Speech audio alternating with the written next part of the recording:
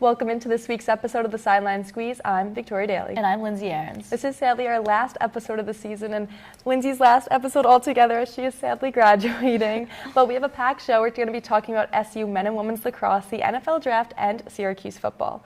Starting off with Syracuse women's lacrosse, they were in the ACC tournament, but they sadly lost this past Wednesday to Stanford in the quarterfinals. Syracuse was the 6th seed, Stanford the 3 seed, and they lost 15-10. But it wasn't an all-around loss for Syracuse as Emma Ward got her 165th career assist. She's now the new Orange all-time leader, jumping ahead of Katie Rowan, who played for the Orange between 2006 and 2009.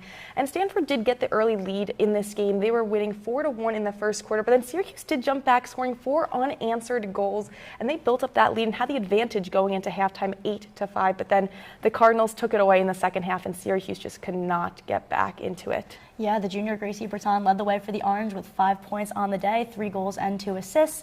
And the sophomore Alexa Vogelman had a hat trick, so she contributed 3 goals for the Orange. And 2 points each from 3 players in Jolie Carmelli, Carly DeSimoine, and Caroline Trinkus. So an all-around effort from the Orange, but they couldn't finish. And we'll see if Syracuse can make the NCAA tournament, if they can get a bid in, even with this loss in the ACC tournament. And jumping over to the men's side, they didn't have much luck either, as they lost 11-7 versus Duke. And Syracuse is going to be playing in their last home game versus North Carolina at 5 p.m. in the Dome. And if they win that, they're going to be number 1 in the ACC tournament, which would be super exciting. But just some takeaways from this game. Syracuse was trailing Duke early on in the game, but then, they kind of found their rhythm a little bit, tied the game in the second quarter, but then Duke got the lead heading into halftime, and they, again, just took it away. Joey Spallina doing what he does, 5 points on the day. He had 2 goals and 3 assists. Jimmy McCool had 15 saves, and John Mullen won 12 out of his 21 faceoffs. So now jumping over to the NFL draft, that took place at opening day of the draft was last night, so give us some of the rundown on that. Yeah, I think that the draft, the first few picks went kind of how you would expect, but there were definitely some surprises along the way. So the first pick was Miami quarterback Cam Ward went to the Tennessee Titans. That was no shock. Everybody kind of saw that coming.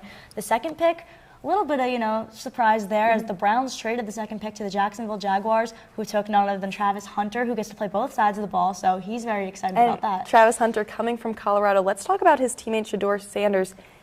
First round finished. He's still on the board heading into night 2 tonight, and that's kind of been a shock. Yeah, that's been the storyline of the draft, is that Shedeur Sanders is still on the board. Every single pick they would kind of show him as time went on, and shocking that the Giants didn't end up taking him at 3. I was happy with Abdul Carter being that 3rd pick. I wanted them to take Hunter personally, but once he went to, I was like, okay, Carter's the safe pick at 3, and I'm glad that they did that. But the Giants passed on Sanders not only once, but twice. Yeah, the Giants traded with the Texans to get the 25th pick of the draft. So everyone thought, Shedeur Sanders is going down. But no, the Giants picked Ole Miss quarterback Jackson Dart. So how do you feel as a Giants fan about this? I personally like the Jackson Dart pick. Shedeur, I think there were some problems there. I think a lot of NFL teams are passing on him for a reason. I think he's got a confidence to him because, his dad is Deion Sanders, who's got that same confidence. So maybe some of that's genetic. But Deion Sanders has, proven himself in the NFL, where Shedeur hasn't done that. He was great at Colorado, but, they didn't even win a bowl game. He got his number retired. I think that there's a bit of an arrogance there to him, and maybe that's why teams are passing. And he even posted in Giants cleats. He was throwing around a football with Malik Neighbors. He made it seem, the Giants are the option, and then they aren't. No, yeah, the Giants ended up going with Jackson Dart, which wasn't totally surprising to me. When that trade happened. Ole Miss quarterback, just like former quarterback Eli Manning of the Giants. Exactly, and Dart broke Eli Manning's passing yards record all time at Ole Miss, and I think the Giants are hopeful that maybe he'll break some more Eli Manning records as a New York Giant. Yeah, and hopefully the Giants can train him as that legacy quarterback like Eli was for them. Yeah, no, I'm actually very optimistic about it. I think Dart's going to be good. Shedeur, I don't know where he's going to fall, but he's still on the draft board going into day 2.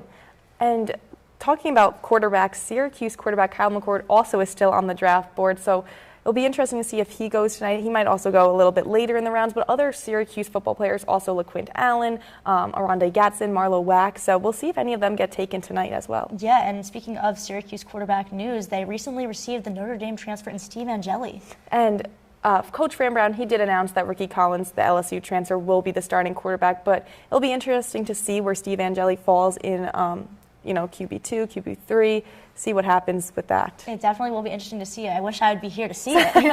Unfortunately, like we said, this is Lindsay's last show, and Lindsay started with OTN her sophomore year. Yep. So give us a little rundown of your time here. Yeah, I mean, it's crazy that this is my last episode. I never thought the day would come. 18-year-old me had the idea of let's, start this squeeze show with my old co-host Kayla Black, and we ended up pitching it to OTN. So thank you to Meg and everyone at OTN for taking a chance on us. Really, I can't even fathom that we're here now. Victoria and I now have a sports show that ended up being nationally recognized as the best sports program, nominated as a finalist for the best sports program. Yeah. So I never would have imagined, at 18 years old, that all this would happen by the time I'm 22.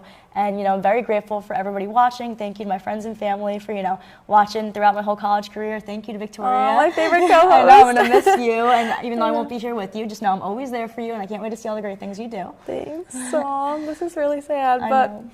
To wrap it up, for one last final time, I'm Victoria Daly. And I'm Lindsay Aaron, signing off for one last time. Thank you for watching. Thanks for watching the Sideline Squeeze this week.